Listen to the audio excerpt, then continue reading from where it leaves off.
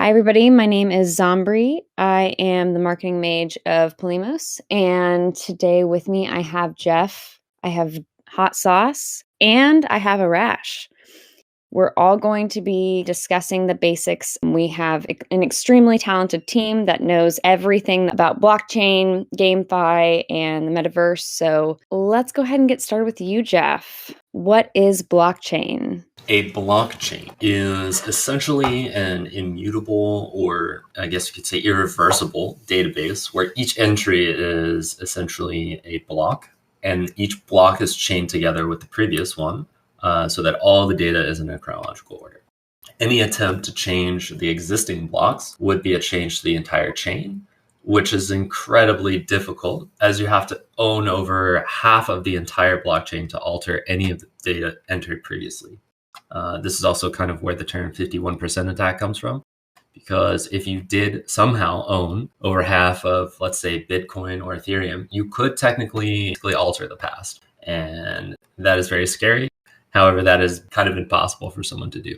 What is cryptocurrency? Cryptocurrency is basically just a technology that enables trustless peer-to-peer transfers between any two parties. It basically allows you to become your own bank in a sense that you don't need the bank anymore.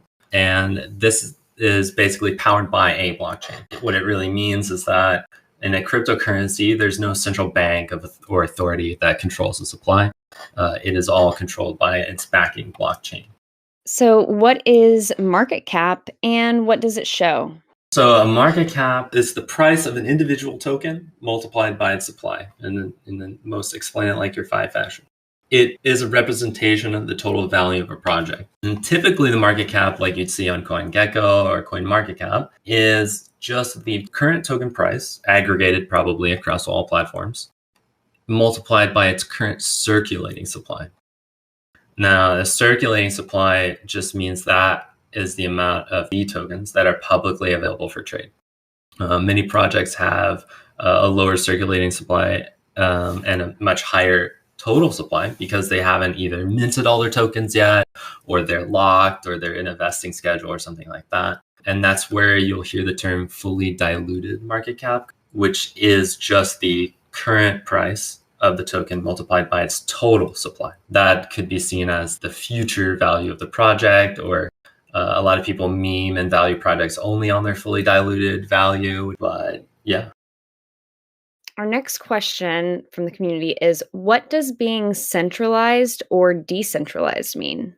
Centralized is just in a sense that there's a single entity that controls something, and decentralized means that all essential owners own a piece of the network, in a sense that a database that your bank uses is centralized, as there's many single points of failure, including like a single individual, right?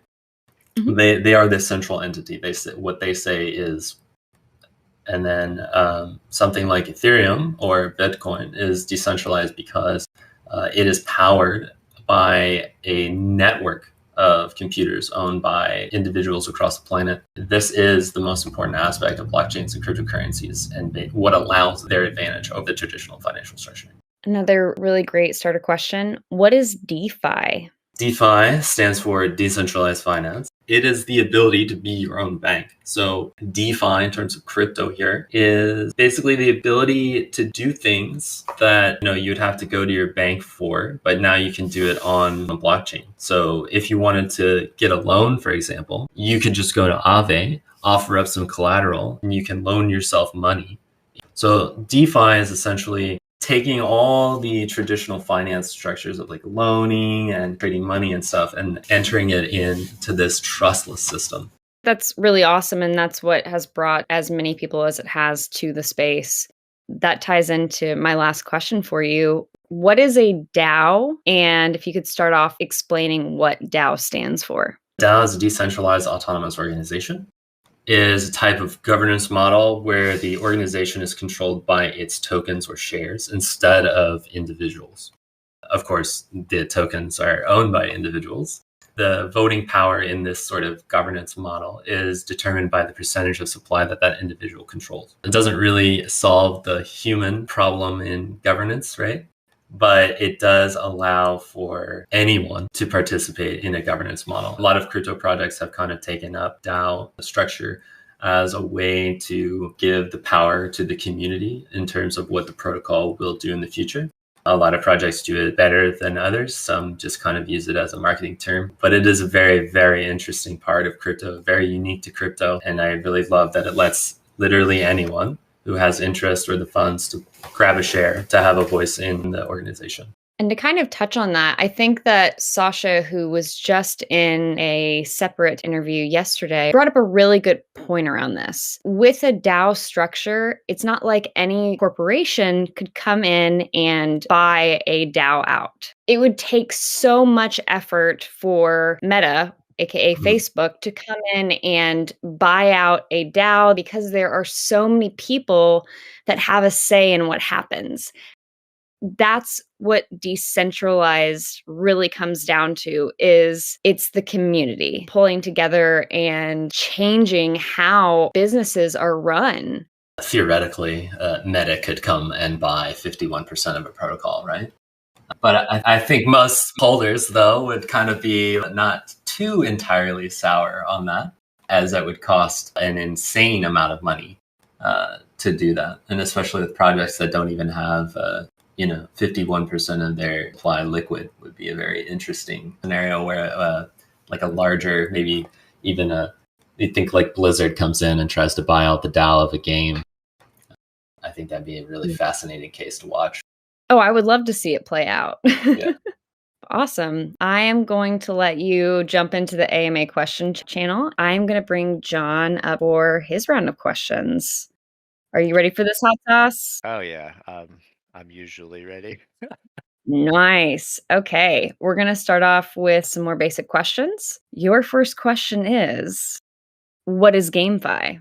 GameFi refers to the merging of decentralized finance and gaming, and you'll see that most notably in play-to-earn gaming based on asset ownership. So, with the emergence of GameFi, a transition from pay-to-play or pay-to-win to win-to-earn and play-to-earn. It's a unique economic landscape presents itself on the horizon. So, this is a truly great time to be getting into GameFi as we are all the pioneers of it.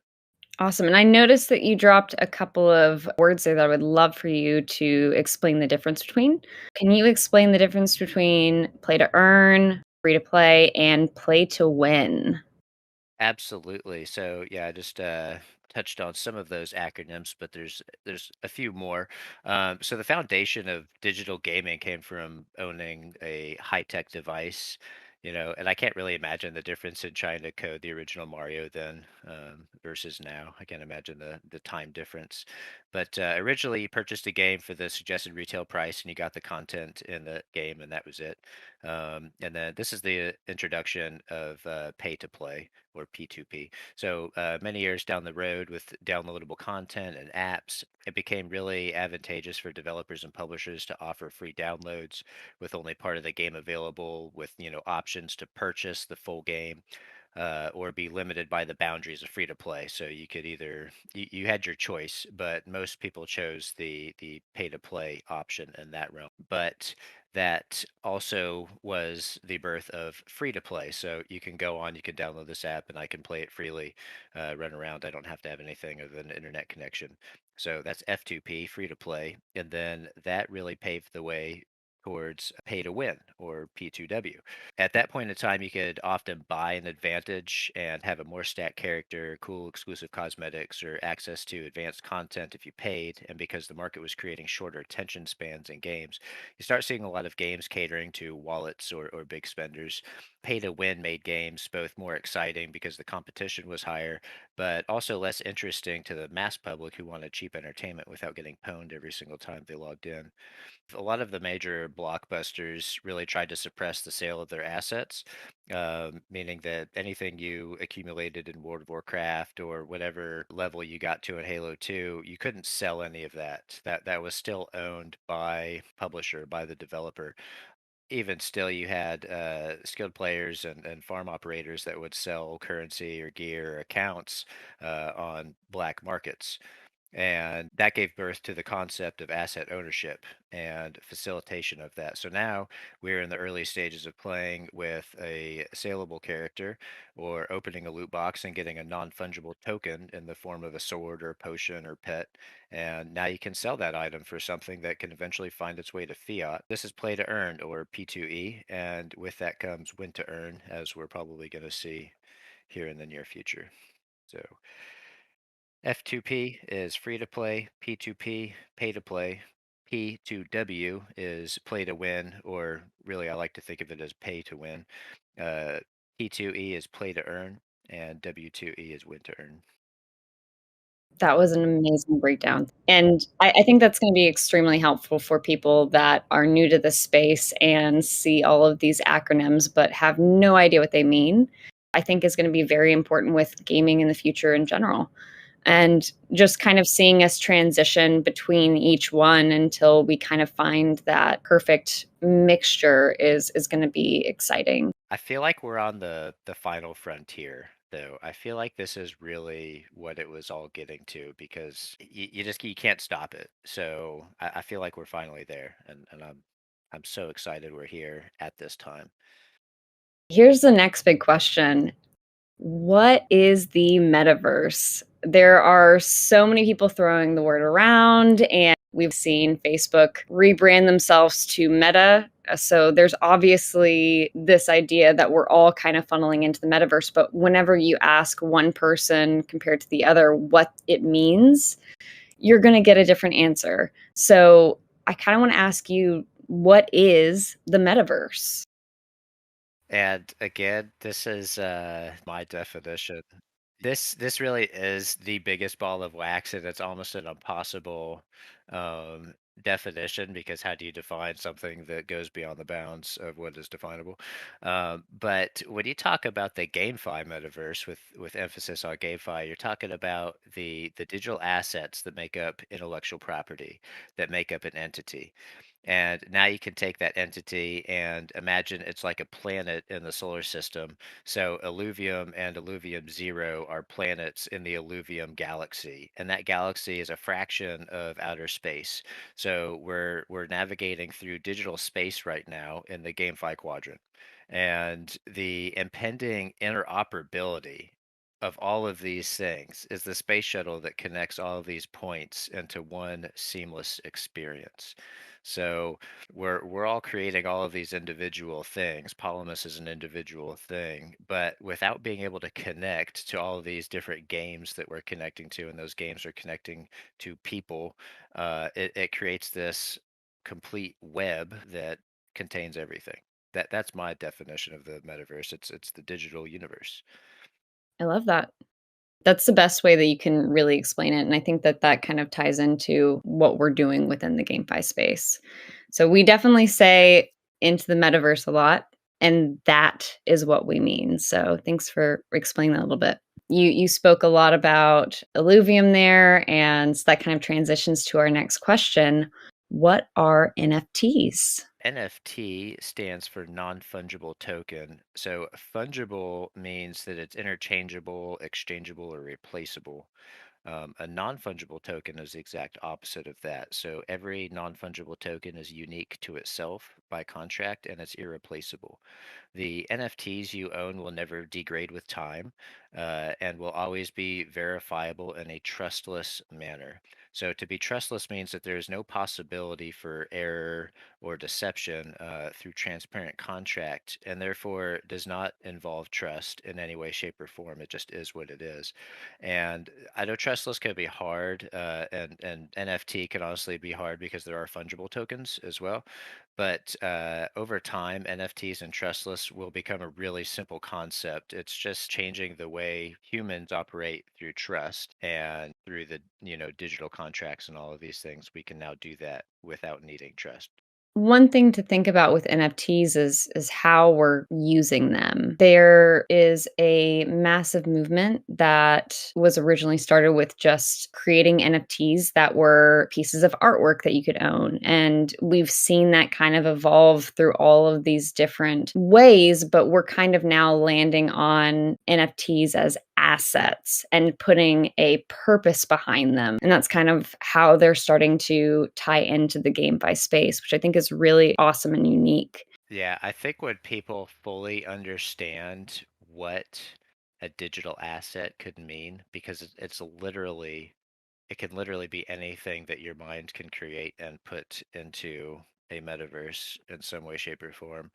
I think when people like really start having fun with NFTs and really just start making some out of this world utility, it's going to be really interesting in the space to see like just the innovation that comes out and the way that the utility of even a in-game character or an in-game item can go beyond that game and branch out into other things. It's really cool. It's going to be a fun time for a lot of like innovators and big brain type people come out with some things that we've never seen before. We're going to go a little bit deeper into what NFTs are and what to do with them. Something that is constantly being shown on all of these different new play to earn games or with any NFT creators is they're always like, there's a whitelist coming up, and a lot of people don't know what this means. So, my question to you is what is whitelisting? To be whitelisted is similar to getting a guaranteed spot. So if you are whitelisted for an upcoming mint, that means there are a certain number of NFTs that you are allowed to mint in a controlled pre-sale. Some of them can be raffles or this or that, but it's a special access and it's guaranteed, which is why so many people devote hours of their days to getting whitelist spots in various projects. It's a guarantee that bots or just insane hype of a project doesn't make it sell out in 3 seconds, and so it gives people the comfort of being like, well, I can go mint that when I get home. And because of the popularity of the NFT concept in gaming, many people desire to have the Genesis set, as in the original version, as they have many benefits and advantage. So whitelisting does not guarantee that you will get an NFT. If you miss the pre-sale window or you fail to input your wallet information if they ask for it, or follow the steps on their website, even though you won a whitelist from a Twitter giveaway or whatever, you still have to put in the effort to make sure that you are eligible all along the way. So stay with the program, keep, watching the announcements or doing whatever you need to do to follow up. Because it is sometimes it's the only way that you're going to get into a project. Some projects basically whitelist out, and when I say that, I mean they give all their mints that are accounted for through whitelist, and they'll have typically a long process. But this also actually makes projects more decentralized by ensuring that X number of owners are getting it instead of like a bot getting a whole bunch of them. So whitelisting is highly advantageous, but you have to keep up with them and you have to put your effort in. And you said a word that a lot of people might not know as well. What is minting? To mint an item is to bring it into digital existence on a blockchain and define the unique qualities or metadata that belongs to that NFT. An unminted property is the same thing as a concept. There's nothing more tangible than that. It's just an idea. Once it's minted, it is ownable, sellable, and non fungible.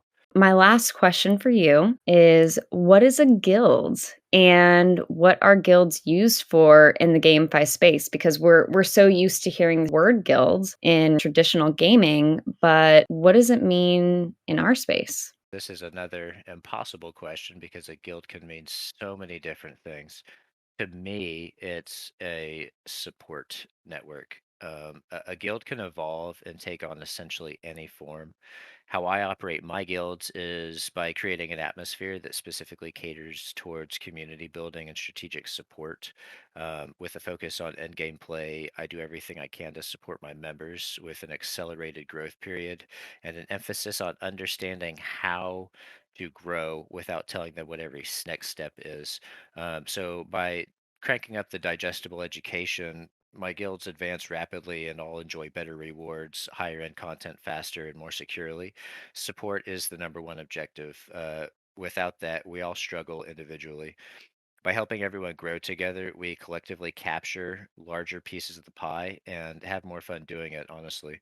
As the GameFi space is ever evolving, staying at the forefront of information is the only way to achieve consistent success. And as such, a successful guild or support network in the GameFi space is ever evolving as well and has a large contingent devoted to diligence and strategy. Guilds can quickly represent a second family that seeks to empower each other, and it's just a community of like-minded people. It's gamers that want to grow. It's investors that want to learn what games are popular. It's developers that are looking for another person to add to their team, or some people to test their product or to get feedback on their tokenomics. A guild doesn't have to be just a group of players underneath a leader in a single game. It can be just a massive entity with arms going everywhere in every direction. I think people sometimes are short-sighted in what is possible with a guild, and we see like a lot of guilds slowly growing because they're like, well, why would I need that? But you'd be amazed at how much more dominant groups are, even though every single person within that group wants to be first. A lot of them wouldn't even be getting the ranks that they get if they didn't have the support and strategy from their fellow community members. Could you touch on what we plan to do as a guild to kind of help members out that want to get into these play to earn that can't afford to jump into these projects? This is a really interesting time economically because guilds, some of them compile funds and basically buy assets that would otherwise be intangible for certain people to get. You know, not everybody has the paycheck to be able to afford the gas fees and the different things that are associated with purchasing assets. It's not just as simple as what is the NFT cost. There's so much more cost to it than that. So having a guild that comes in, or a group, a DAO, say like Comfy Ventures has done with Galaxy Fight Club, purchased a large number of assets and then offers scholarships where people uh, without the assets can still use Genesis assets, because those are the ones that proctor the best rewards. Can still use those and actually be earning in a play to earn game where they otherwise wouldn't have the opportunity to do that, because the free to play characters or offerings don't have the same loot reward system, and so they don't make them very advantageous. That's to be expected. The money generated from this play to earn system actually goes back into funneling earnings for the team to continue developing their product. Without a long lasting product, you're not going to have very valuable assets for very long. So it's really important to understand what the project or game's approach to getting paid and continuing to sustain their economy, uh, versus how accessible is it to new people, or is it really exclusive? There's just a lot that goes into understanding the economics of a game. But Polemos aims to giving our members the opportunity to use assets that they otherwise wouldn't have access to, in addition to giving them strategy and support to optimize their rewards, or their experience with using these assets, because it doesn't really benefit anybody for us to just hand something over and say, hey, go out there and go get them, tiger. It really helps when they actually know what they're doing with those assets. So yeah, we plan to provide education. We plan to provide strategy for the games and the projects that we are currently in. There's large groups formed around each one that are all benefiting each other with advice and what worked and what didn't work. And that's really going to help everybody grow faster. And in addition to having the high-end strategy for asset owners, we have high-end strategy for the non-asset owners too. We want everybody to grow together here. I completely agree. And that's something that's so important with something like this. Our FAQ Friday, we're obviously covering the basics, but this is to help anybody that is new to the space or wants to get into the space. They have an ability to come to us and realize that we are building out this educational hub that is meant to adopt people into the metaverse that might otherwise have hesitations, because they don't know what all of these things are. We give everybody information from beginning to end to set every single person within our GameFi platform up for success. So I really appreciate you touching on all of that. I'm going to transition over to Arash now. We are going to go backwards a little bit, but also forwards by starting off with, what is staking? Staking. Well, aside from the one that you put on barbecue and have some food there, Yeah. that's actually something that when I came to crypto like 2 years ago, when I wanted to learn about it, I tried to break it down for myself. Then I compared it to banks. Well, in real world, if you have so much money you don't want to use, you put it in bank and the bank will give you some percentage back. In crypto is different. So you take your tokens that you don't want to spend, you go and put them in a pool. In that pool, it's going to start receiving some sort of, let's say, gain. But this staking is not just about tokens. You can also have your assets staked in anywhere, in if the platform provides that pool, actually. Like, for example, like Polemos. We will have a staking asset pool, and we will have, like, for our own token pool. Put some asset inside or put token inside the pool, and you're going to receive some more tokens for it. Depending on the system, you might have to lock your tokens. So the longer you lock them, then the more rewards you're going to get. The percentage will be definitely different, but definitely worth it. Yeah. Awesome. And that kind of ties into what Polemos will be doing in the long run as well. We're going to give people the ability to stake their assets and stake their tokens without feeling locked in for a year. So that's kind of something that I think I'm personally really excited about, is giving people the freedom to still stake, but also pull their assets out before that 1 year period is up. This is going to be interesting, definitely. Yeah. The longer you lock them, the more rewards you're going to get. Exactly. It's definitely better to hold on to everything in the long run, but sometimes you have to jump into a new project, or you want to try something new out. And being able to stake with Polemos in our upcoming marketplace, it's going to change how people play games, I believe. So I'm really looking forward to our platform just as much as everybody else here is. That kind of goes into our next question. This kind of ties more into crypto overall, but what is gas? Gas. I mean, like, that is something I don't think anyone likes it. Gas, look at it as the ink for the contract. I mean, you want to conclude the contract, you have to sign that contract. To actually sign this contract, you have to pay a fee, and that fee is called gas in this digital or crypto world, really. So this gas can have different amounts. Like in Ethereum, we know that it's pretty expensive because Ethereum has scaling issues or something. But it also, even when you're just doing any other transactions on any other mainnet, you will still have to pay the gas, however low that is. So it doesn't matter really. So that's it. You pay the gas to conclude the contract. Anything in the digital world, in the crypto world, you will have to pay gas for it. So whether you're transferring tokens, whether you're staking, whether you're unstaking, withdrawing, claiming, whatever it is, even if you're approving a token blockchain, you will have to pay gas for it. So the amount that you pay is different. So the more complex the contract, then the higher gas you have to pay. Sometimes you even want to transfer a token or stake it or even make a transaction. You have the option to choose a higher gas. So the higher gas you choose, the faster your transaction will be. But then again, you will have to pay more gas for it. Our next question is, what is liquidating? Liquidating is whenever you have an asset or a token or whatever you have, and you need to sell it for cash, really. You sell it and you get cash for it. So this is called liquidating. We have it in, let's say, loaning platforms where you have to put a collateral and take out a loan.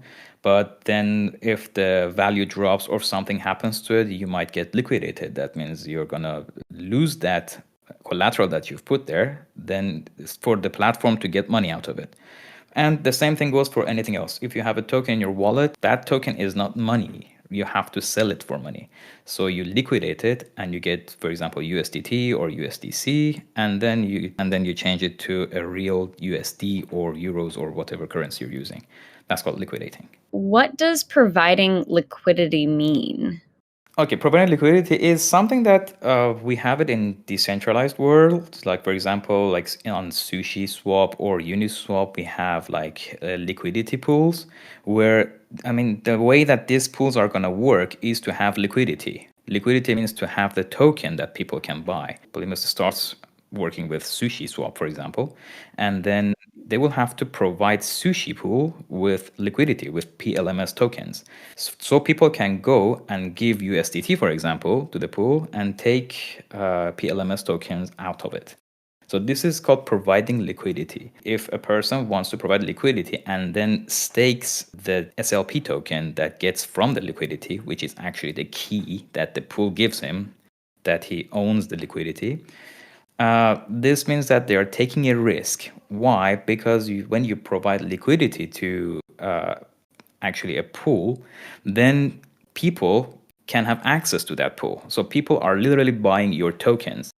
So that's why when you want to provide PLMS liquidity to SushiSwap, you will have to provide it with Ethereum at the same time, like 50-50 on a balance. So you, for example, you put $10 worth of PLMS and $10 worth of Ethereum. Then when the market moves, the Sushi will try to keep this balance. So if the Polemos token rises up in value, then this pool will actually sell this Sushi token and buys Ethereum to keep the balance. The same way can also happen to actually sell Ethereum and buy PLMS token. So in the end, what you get might be different than what you initially put in the pool. This is called like providing liquidity, but it has its own dangers as well. You are taking a risk of impermanent loss. So you might put a lot of PLMS in there, but in the end, you might get more ETH instead of PLMS out of it because PLMS was going high, was actually outperforming Ethereum. So the pool sold your PLMS to buy more Ethereum. But if also both token prices go down, if they both crash, then people can buy both of your tokens literally for cheaper. So people are buying them. So you are taking a risk when you are providing liquidity to a liquidity pool. For that, when you stake that SLP that you get from liquidity pool, you are getting way more rewards than a single asset pool. Like, for example, just staking PLMS there. You definitely talked about the PLMS token, and I know people can be like, when token, but I do want to kind of move forward with asking you, what is tokenomics?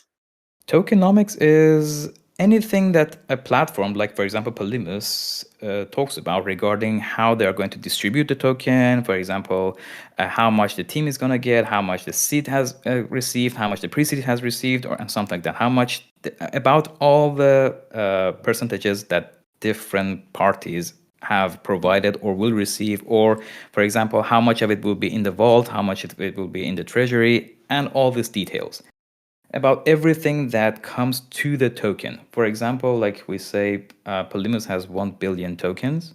So this 1 billion tokens, all of it is not available to everyone. It's not going to be in the pool. So there are percentages that will be in the exchanges. You will have to provide exchanges with liquidity. Some of it will be allocated to the team, some of it pre-seed, some of it seed, and there's a public sale and a lot of stuff. When they're going to be released and how the vesting period will be, how the staking will be, and everything else. This is such an important question to ask because so many people don't really understand the tokenomics behind a lot of projects. And everybody right now is talking about the release of their white paper. You see that so often. And for somebody that has never read a white paper, that might be a little overwhelming. So, can you explain to everybody what a white paper is? A white paper is literally the soul of your company, the soul of your platform. So this is how you present yourself to the world, and you tell them what you're planning to do. And this white paper, if it's written perfectly, then people will read it and understand, and then they will believe in your project and they will start investing in it. So if it is not a good white paper, if the tokenomics in that white paper is terrible, if the business plan, everything is so bad, then there is a very small chance that you would succeed. So white paper is literally the most important thing that a platform should have. Everything regarding tokenomics, governance, and anything that you provide in your platform will be written there. So it's everything people need to know.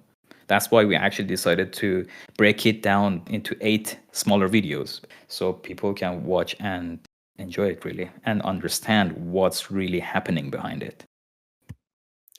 Yeah, I think that it's so important for people to read the white papers that are being released so you can know if something is worthwhile or not. If some project has a white paper that isn't completely thought out and outlined, they might be hiding something, or they might not think that far into the future. And so it's important to read white papers and really know what is going on and what the plans for the future are. That's kind of the end of my basic questions for our very first FAQ Friday. We have had DP2 on the other side of this pulling out questions from our AMA question channel that I would love for all three of you to kind of jump in and answer. So, what is the difference between a token and a coin? That one's pretty straightforward. A coin only represents a currency, whereas a token is everything else. So a Bitcoin is a coin because all it is just a currency. It's just a payment ledger, right? Whereas Ethereum is a token. This has more utility. Yeah, utility is definitely the driving factor behind all of that. Why is the market cap of a token different between sites? It's likely just incorrect or different information. Some sites don't aggregate all sources of liquidity the same. Like some sites don't use decentralized exchanges that have low volumes to determine price. Some have the incorrect value for circulating supply. And that's probably the most often one, as a lot of tokens have emission schedules where they introduce new supply every day or block or what have you.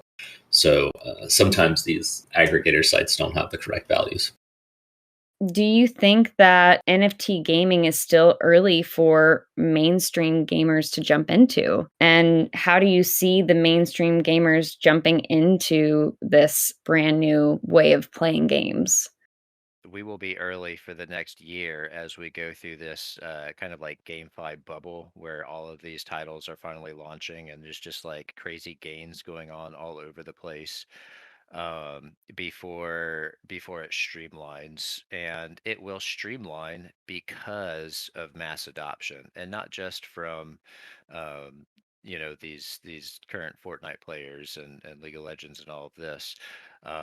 It will be from many different sources, but it's going to happen over the next probably 2 years as people become um, less abrasive to cryptocurrency and see it like with the crypto.com being adopted by LeBron James and the basketball center and all of these different things that are going to like desensitize people to how scandalous and scammy crypto seems and really at the end of this year and the beginning of next year when really great AAA titles are playable, and people are having a lot of fun in these new tournaments, earning, whatever NFTs or assets that they're earning.